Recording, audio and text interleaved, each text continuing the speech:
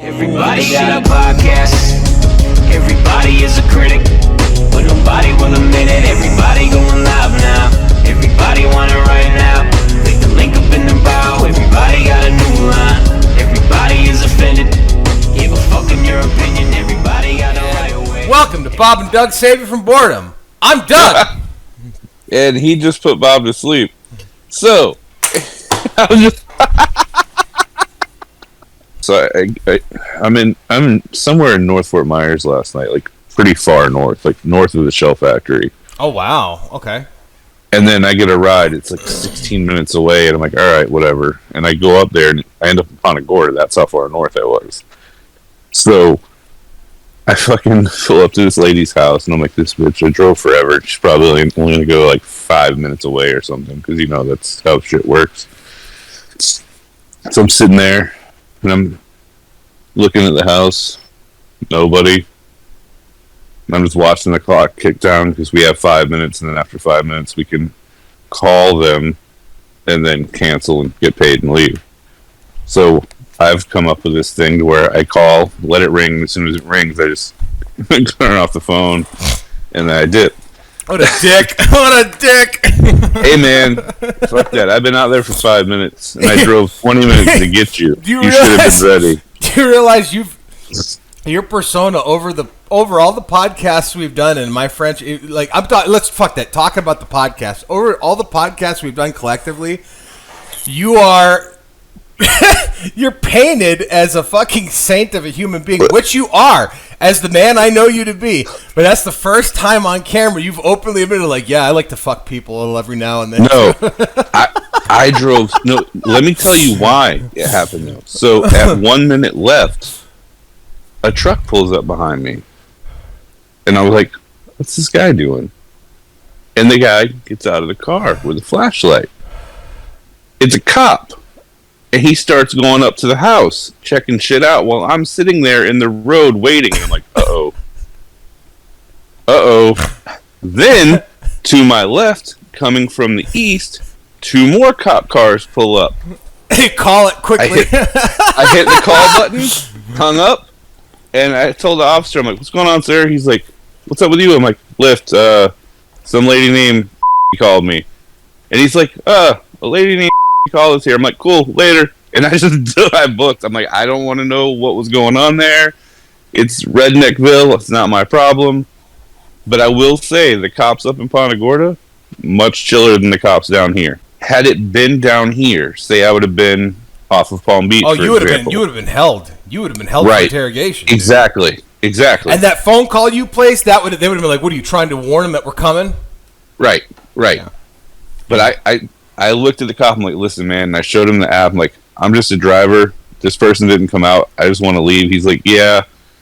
She called us, and then he pointed, and there was a guy on the porch, and the cops were all over this guy. And I'm like, okay, I'm just going to go now. Very odd and very uncomfortable. I just wanted to get the fuck out of Dodge. The next couple rides were just people in Punta Gorda, and they were all cool. And this one guy and his wife, like, can we pay you just to come pick us up on the weekends? I'm like, do you know how far away this is from where I live? Do you know how much it would cost you to get a ride home from the bar from me from where I live? Dude, what'd they say? They're like, well, give us your number, man. Half the time you give people your number, they don't call because, you know, they're already drunk and they don't remember what they're doing. I want your life, dude. My idea of what my life would be like if I had your job, and I know it's unrealistic, but this is my fantasy, so fuck you. But, like, it would be my idea of what it was like when I delivered pizzas for Antonio's.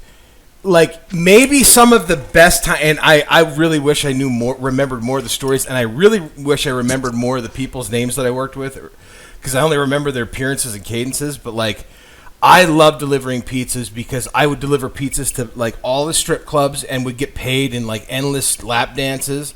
There was a time I was 21, 22 when I did this job. And it was a great time to be alive. For me, like, my early 20s were some of the best experiences of my life. And delivering pizzas, I delivered a pizza to a woman close to downtown in one of these seedy apartments where, like, all the, like, the trees and the palms grew over everything. And she answered. It was like a mid-40s, like, divorcee, like MILF housewife was wearing, like, I remember wearing a silk robe and her boobs were like hanging out and that, and she had her legs sticking out. She's, hi, do you want to come in? I'm like, no. Like, I was so nervous. Like, it had never happened to me before. Dude, I have a very similar story. I was running the Domino's on the beach, and I was around the same age as you're talking about. This lady called. I took the phone call, and she's giving me her order. She's like, I want you to deliver my pizza. I'm like, why? And she's just flirting with me. And I'm like, I'm a manager. I can't leave. So I sent someone else. And the dude comes back to the store, and he's like, that woman knew I wasn't you because of our voices. She wanted you. I'm like, well, how did she answer the door? He's like, she was wearing a robe that was open and nothing else. I mean, it was just wide open. Everything was hanging out. And she's like, you're not Bob. And I'm like, was she hot? He's like, very. I was like, oh, that happened. I admitted this to Gabe the other day. I found a video, the first video that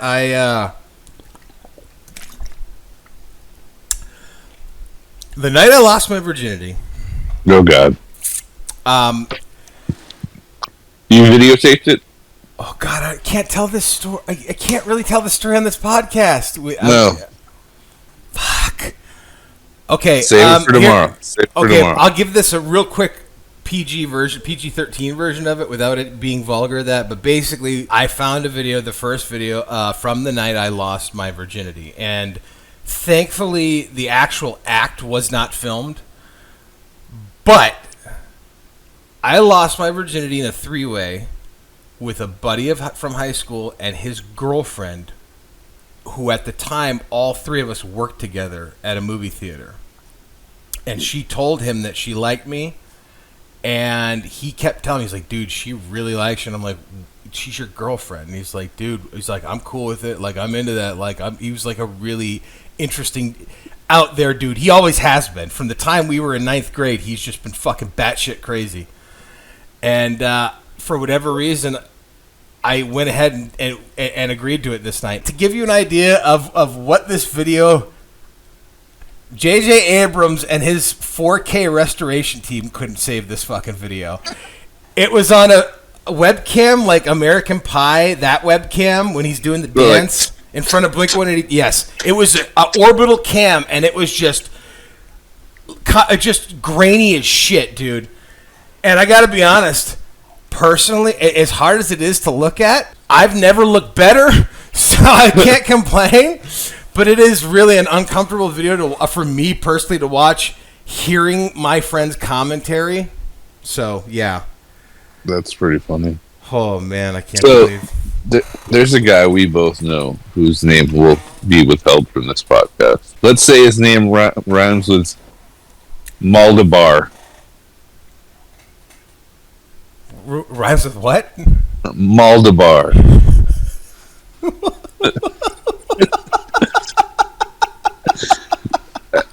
Maldabar? That's the only thing I can think. What the fuck? I don't know anybody named Malt. Yeah, he hung out with Ferone and all those people. If you wait a minute. That had OCD. Yes. Artist, like fantastic artist. Yes. Can I tell you? Can I tell you something right now? You forgot about him? You literally not only just reminded me of who he was, but you opened up. I'm going to have to process this today. You opened up memories that I just forgot I experienced. Like, not only did I know, I was friends with him and was writing a comic book he was drawing, and I forgot I completely forgot about him. Like he lived down the street from me when he came to America. I can't believe. Holy fuck! You're blowing my mind right now, dude. All right, continue. Sorry. So I was like 3 years older than me. Like because of when school started in Puerto Rico or whatever. Like, when he graduated, he was like 20. You know. I remember him having a really thick accent, but just being an absolute, like, a dude full of heart. You could very much see the physical toll it took on him, like his condition. But God, I fucking miss him, dude. Continue. I'm sorry, buddy. He So he finally was going to lose his virginity, and he told me he was going to film it all, and I'm like, oh Jesus. So I remember this story. The next day, comes to my house, and he's like, "Do you feel different?" And he's like, "No." I'm like, "Well, how did the movie shoot go?" He's like, "Shortest film ever." Shortest film ever. Like, dude, like, I can remember going to his house, like I said, down the street. He lived at the end of my street that my mom lived on. His mom would make me come in and make us eat food. Like, handmade tortillas, all this fucking food, and you're like, where do you want me to put it? It was like that every time that we were there. And I can remember stopping by with Mark Wigglesworth once. And you can leave his name and I don't give a shit. I remember that. I don't remember him, but I remember that name. Mark could eat more than any human on the planet. And it's unreal because Mark wasn't a fat guy. But his name was Wigglesworth. Dude, his name actually has, like, historical significance. Like, if you go back, like, 6 generations... In his family, there was a member of his family that was, like, tried for, like, raising the dead and shit. Yeah, like... You think of the world we live in now compared to the world that guy's parents people came from? Right, and Mark... Your name's Wigglesworth. My parents... Dude, that's how we bonded, is over our fucked up last names. Yeah. Yours was always a weird... Like, what is the and I'll let you get back to the Wigglesworth. I'm sorry, but what is the cultural significance of Ripperdan? Don't know. Can't find it anywhere. You can Google it. Okay. I even did a 23andMe, and there's only like 11 Ripperdans in the United States. Did you ever ask your mom about your dad's lineage? Does she know? She doesn't really know, and everyone on his side of the family is dead. Wow. According to my 23andMe, I'm like 80-something% British and 16% Irish or whatever. Back to Mark, we stopped over at one day. I'm ready to leave at that point because is not there. Mark must have stayed and ate for an hour and a half, just eating everything this woman brought out. He's like, I'll have one of those, I'll have one of those, I'll have one of those. And I'm just looking at him like, dude's not even here. He's like, well, maybe by the time I'm done eating, he'll be home. I'm like, Jesus Christ. And my mom, to this day, whenever she thinks of Mark, she's like, I would come home and I would just see his ass sticking out of my fridge and his head down in the fridge. He literally ate us out of house and home. And to put this into context, the other day I wanted some Dean's French onion dip. My mom said, I've never bought that before. And I'm like, bullshit. She's like, how can you prove otherwise? I called Mark on the phone. I'm like, hey, Mark, you remember how I used to eat food at my house all the time? He's like, oh, all the time. And my mom's like, yeah, you ate me poor. I'm like, hey, Mark, do you remember eating Dean's French onion dip? He's like, yeah, we always had Dean's at your house. I'm like, thank you. Have a good day. And that was the end of the conversation. I have to call to get, like, confirmation from my old friends to prove to my mom that, yes, you have bought this. Yes, you have eaten this. I do not keep stuff like that now. I tell you, one day a week, I eat garbage food. I choose usually Friday or Saturday. Depends on how I'm feeling or how work goes. I have had cheat meals that have literally just been a giant family-sized bag of Ruffles potato chips and a large tub of Dean's French onion dip. And can I tell you this? The fat guy that I really am inside, there is nothing better after a long day of work than coming home, taking a good shower, getting into a pair of shorts and a t-shirt, getting super baked, and putting on a stupid comedy and just... It's so good at first, but you, like, literally within 20 minutes, that tub is empty, and I've got a half a bag of chips left. You got a half a bag of chips left, and the roof of your mouth is raw. From all the chips. I remember going on a cheat meal with Rachel when I had lost all the weight, and we went down to Buca di Beppo, which is a Italian place that serves family-style portions. So if you order spaghetti and meatballs, the meatball's a pound and a half meatball. Oh, that sounds so And I good. remember I ordered chicken parm, and they brought out like 5 giant chicken parms, and I looked at her, I'm like, what are you getting? Like, this is mine. What is that place called? Buca di Beppo. It's down in Naples. They opened one in the Fort Myers Mall, but it was way too expensive for the Edison Mall. I went to that one in Naples. Three things. One, at first I thought Artibuco, Buco de Pepo, Artibuco. Second thing I thought was, hey, the Pupila Piccola brothers from Big Top Pee Wee for whatever reason. And the third thing was, I've been to that restaurant in Naples. I've been there one time. I had maybe the most expensive meal I've ever paid for on a date that I went on with a woman who I'm still friends with, who was 20 years older than me, who was the branch manager, nameless, in Southwest Florida. Well, that's hard to figure out. There's so many in Southwest Florida. I can't imagine what it would be. I'm going to keep it very PG, but I'm just going to tell you how I met this lady. It was right after you had moved out the first time, and I was by myself. I was in between roommates, and I wasn't. Hold on. I have a desire to watch Meatballs 2, Meatballs 3, and Can't Buy Me Love. I'm in a Patrick. And Loverboy. We were talking about pizza delivery movies, and Patrick Dempsey. I could go for Loverboy. That sounds like a movie. So anyway, you'd moved out. I was alone, living alone, and I met this beautiful, gorgeous, exotic woman. Just, I mean, insanely gorgeous. Like Sofia Vergara, like that beautiful. Not like that put together body. Very, not that it matters, but she was curvy, but just not like that. When I say put together, I mean like not movie star, TV show looking person. You know what I mean? But you mean not a fake looking human being? Exactly. But she had that beauty, that essence that Sophia lady carries with her. The kind of woman who is just so out of my league. Like, it wouldn't even be something that I would consider plausible, which is when I saw her, and I was a junkie at the point where when I saw her, I didn't care what she thought of me. I just knew, like, this woman is so out of my league, but she is so fucking hot, and I just don't care, so I'm just going to treat it like I don't give a fuck, because I know I'm not going to get anywhere with it. And I sat down across from her in her office. She shut the door, and she had this look of like her dog died that morning, or her kid got in trouble, or something. Like, she got bad news, and she was sitting at the computer, and I'm across from her, and she's doing this, looking at the monitor. I'm sorry, Mr. Douglas. I missed that accent. And she just looked like she was saying, and I said, "Are you okay?"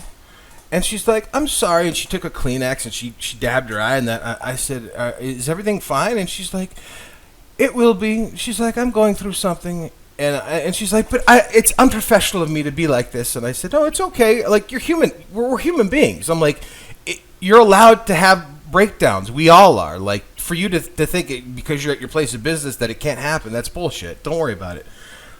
Thank you. And she got that kind of instilled a little confidence in her, and she went back to now, how can I help you? And I said, well, yada, yada, yada, I need this. I don't know how to apply for what. I don't know what I qualify for, but I'm just going to tell you the truth. This is the situation I'm in. What would you be cool with telling me are my options that I can afford that won't kill me? And she was cool about it. She helped me through the whole thing, and maybe 20 minutes in, she stopped and she looked at me, and she had these like, I want to jump across I want to jump across the table and jump the fuck out of you look in her eyes. And she's like, "Can I tell you?" I don't want to do her accent because it's so culturally inappropriate, but like, it's what I hear in my head, man, when I'm telling this. And I'm not going to do it. I'm not going to do it because this is probably not going to go on the podcast, and I'm so sorry that I'm ruining this for you. But I'm having such a good time telling this to you, and I don't care anymore, man. Like, this should be what it should be. We're friends. She looked at me and she's like, "Can I tell you?" I'm Cottonmouth. Oh, imagine that. "Can I tell you? Fuck. That was so kind of you." And I said, "What was that?" And she's like, "That you noticed that something was bothering me, and that you as a human took the moment to just ask me how I was doing." And mind you, I only did that because, like, I genuinely didn't give a shit. Like, it wasn't, I hate to admit this, but I think every man, I don't give a fuck who you are, has to admit this at some point in their life. There was a time in our life, and I can admit this freely, that it's not that way now. But there was a time in my life where, yeah, I would have done anything to get laid. Like, hormones they kill you. They make you do stupid shit. Now, I would never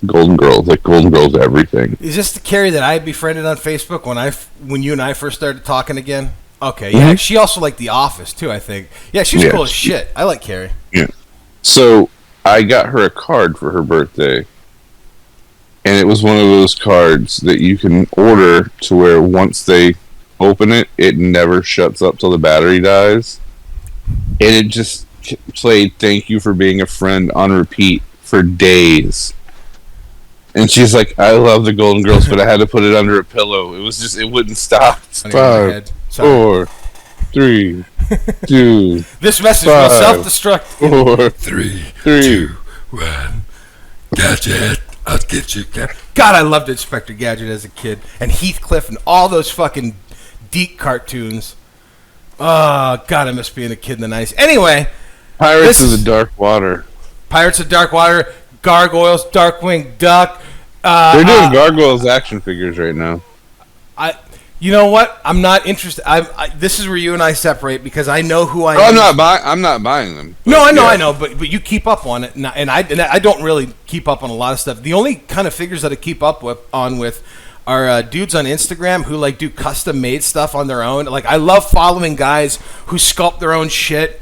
Or take like He-Man bodies and other toy bodies and sculpt a little piece of their own shit and then make molds and start making like limited runs and do the cardboard back. Like that shit I like watching. Like there's a dude that does like a variation of like Ninja Turtle figures in different character settings of pop culture stuff. And he does like neon colors, like neon green and yellow color variants and stuff. That kind of stuff I'm fascinated by, but I would never buy it. Recently I saw like all the He-Mans at Walmart. And I was looking down at toy aisle and I saw all the real Ghostbuster ones and I saw all the He-Man ones and they had like, this is when nobody knew what was happening. It just came out of nowhere. And they had a huge display and it was filled. This was 1996. I'd be here with my buddy Seth and Nate and we'd be scouring the aisles for variant Star Wars figures, not getting anything because there were people that would camp out and get that shit at midnight and have, selling them off the fucking truck. They literally have the entire run of all the He-Man figures, the big fucking cats, the fucking Castle Grayskull setup, just sitting here, multiple items of it, and nobody's buying any of it. You should have bought the Castle Grayskull. It's reselling for like $700. I've never had that kind of mindset, partly because math, numbers, figuring that kind of stuff out, like transactional stuff, like goes over my head. And I don't think like in terms of like making money. They had a replica of the Ghostbuster trap, like with the air pump and shit. I'm like, I want to fucking buy it. And I had the money. It was like tax season. I'm like, but it's going to sit on a shelf. I'm not going to open any of this. And I know myself. I'm not going to put it online. I'm not going to let it appreciate or anything like that. It's just going to sit there. I'm not a person who understands gambling. And to me, that's more of a gambling addiction. It's the same thing. And I get why people do it. And I totally get why people do it. I have a small collection myself, but I can't add to it anymore. Like, I know that about myself. I have no idea why I brought that up, dude. Holy fuck. What the fuck were we talking about? I'll tell you what I do remember bringing up that you will be impressed with. To go back to Facebook. So I'm sitting in the Publix parking lot. You can't tell me that you're not impressed. For me. The only reason you remember this is because of what it led to. No, because I wrote it down. No. I'm far less impressed. I even wrote down Golden Girls afterwards. I'm like, how did we get on this tangent that started into like Golden Girls toys, and it went on a nice. It was fun. I just couldn't remember what the hell I saw. I can't wait to cut this, re-edit it, and find out what I was talking about, just so I can like cut in a piece of me like what I meant to say was, and now we'll get Bob's reaction on the next episode. and here was what we were supposed to be talking about. Approximately 9 hours later. I'm literally sitting in the old Publix parking lot by Big Lots in the Papa John's over there on Palm Beach. And I'm looking at her profile, and I just said, fuck it. Like, she seemed like a nice lady. I'm gonna make her day since she seemed like we shared a moment. And I said, maybe I'm fucking this up, but I already have the moment, so I don't care. I'll fuck it up, be damned. What's the worst? And I started thinking, this is at a time when I was reading the Kevin Smith books that he was writing and watching the stand-up specials where he's like, fortune favors the bold, to be successful is to go forward, all that shit. It's all running in my head, so I'm like, fuck it. I send her a message. I'm like, hey, I literally just met you, and I know this probably is one of the creepiest things a guy could do, looking you up on Facebook and messaging you like no less than 30 minutes later. But I just had to tell you that I really, I really appreciate you helping me, but in spite of all that, I hope everything's okay for you.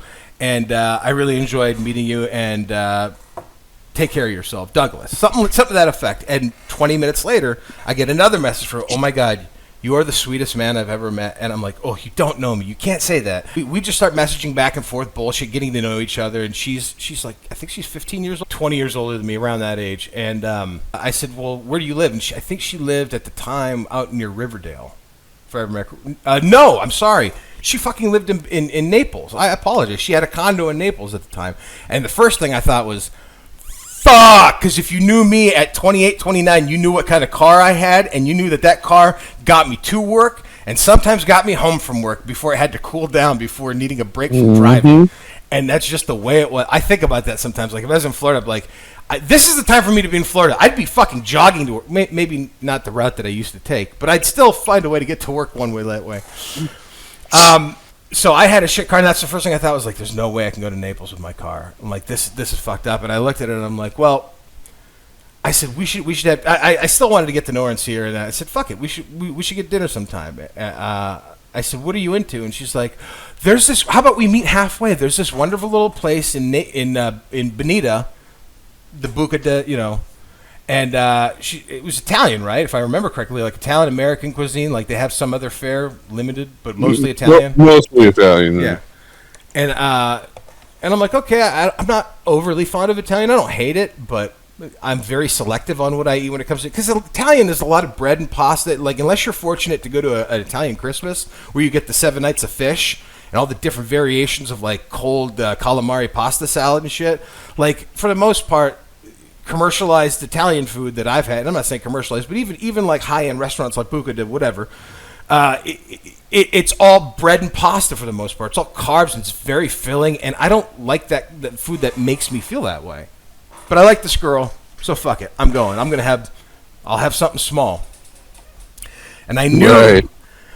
I did. Holy shit. I didn't realize what this place. She recommended. She's like, well, if you like Italian, we'll meet halfway. There's this great place, and this was her recommendation. And I said, cool. This is a date. I'll get the tab. What I should say prior to this date, what I'm leaving out, it's just hitting me now. You got to understand. Like, I'm just now remembering this story. What I'm leaving out is before this date happened, she left work prior to going home to Naples. She asked if she could come home after work. I got out at 3:30. She got out at 4:30. She asked if it'd be all right if she stopped by and hung out for a little bit. I said sure, and she came over, and she had this very tight miniskirt, like gray miniskirt that was split up. I'm a suck. If I'm a fucking complete mindless ape for anything, it is a woman in a skirt or a dress with like a slit up the side. It melts me to my fucking knees. There's nothing sexual about it. It just, to me, that is the most attractive a woman looks, is when they're in a fucking dress. And I'm not. It's not a women's lib or men are a fucking evil thing. It's just, that's what I find so goddamn sexy about a woman. There's a woman I work with now who, on occasion, I have to walk the other way because when I see her in the hall, because she on 3 days a week, she wants to wear dresses, and there's nothing wrong with it. I think she should, but it's just like, I'm an adult, and I don't want to act like a fucking child, and I think it's just easier to walk away and put my head down than act like a fucking child. And she showed up to my house, this brief meeting before going home from when she left work. I had just taken a shower. This is when the house still looked good. Like, you had just left. The couches were still in the L shape with the TV against the wall. The ceiling hadn't caved in yet. Completely, anyway. And it wasn't a fucking hoarder's mess the way I left it. It was still in really nice shape. And we're sitting on the couch, and she had this tight gray mini skirt with slits up the side. Gray halter, like one of those halter top tank tops that women wear, and then like a black long sleeve businesswoman coat buttoned up. And her hair, she had naturally curly hair, and she had it all done up and like little strands like off to the side, and we just start talking and shit. And she's like leaning next to me on the couch with her legs crossed like Sharon Stone, and she's leaning into me. And we're just talking to that, and I said, so what's up with you? And she's like, what's up with you? And I'm like, just sitting here talking to you, like two fucking kids, even though she's a grown adult, I'm still a growing adult. And she looks at me and she goes, "We're not going to have sex tonight." And I said, "I didn't say anything about sex. I'm just sitting on the couch with you flirting. Like, there's no expectations." And she's like, "We need to have dinner. We at least need to have dinner first." And I said, "Okay." And that's when she recommended this place. And we went and had dinner. Now, and I said, "All right, well, if this is a date, like, I'll cover the check. And you recommend the place, I got the check." And we go out. Knowing full well this woman knows my financial status, she still lets me do this shit. We go to the restaurant, and she says, "What can I get?" I'm like, "You can get whatever you want." And she said, "Can I have a glass of wine?" I'm like, "Get whatever you want. I don't give a shit." And I sit down and I start flipping through the menu, and I'm looking at the prices, and I'm like, "Fuck!" In my head, I'm like, jump shit, man. And I'm looking, and she's like, "Are you okay?" And I'm like, "I'm totally okay." I just played it the fuck off. I'm like, this will be a one-time thing. There's no way this has happened a second time, man, because she already knows that I'm a pony you do not bet on. And she goes, "All right, I'm gonna have a glass of wine." She had 2 glasses of some red wine, and she got some big stuffed eggplant Parmesan meal that was like $35. The drinks were $20 a piece.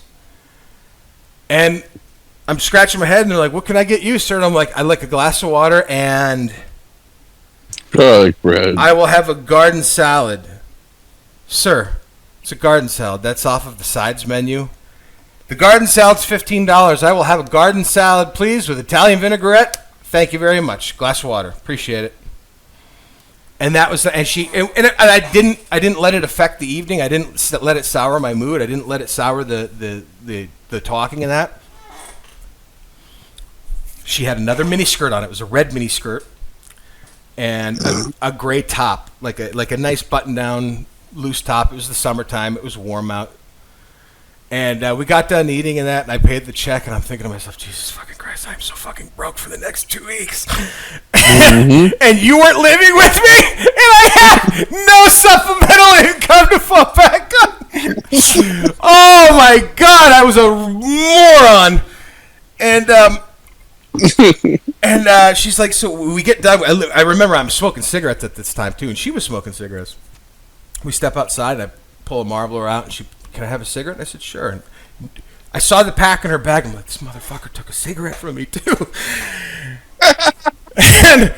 and we spoke, and she's like, "So what are you thinking?" I'm like, "I'm thinking I want to spend the rest of the night with you." And she said, "There's a Cold Stone Creamery around here, and you get to make your own ice cream." And I'm like, "I'm not in the mood for dessert. I'm just going to be flat out honest with you.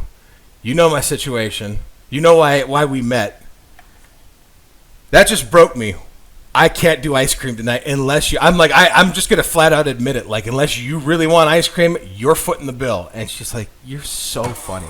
And you're honest." She's like, "I like that you're honest." And I'm like, okay. Like, I didn't like, everything I'd been taught in the movies and the comic books and the music that you and I listened to, none of it was firing. Like, this was a different woman. I don't give a shit if this sounds racist to some people. I don't care. Like, I attributed the fact that she wasn't white. Like, not all white women, but the majority of the white women I've been with were all variations, with the exception of 2. They were all variation, run-of-the-mill. Like, I could tell where you were raised, how you were raised, what your ideals are, what your values are. I know what you want out of life. I still don't. I'm 41. I still don't fully know what I want out of life, but I'm willing to keep trying until I figure it out. These particular women I'm talking about didn't have that in mind. And then I met, which is the second woman I've been with, named. I'm going to have to cut so many names out of this podcast because I'm friends with both of them still. Holy shit, what is my life, dude? Anyway, was not run-of-the-mill. Was very worldly. She was born in Uruguay. She's lived all over the world, all over the country.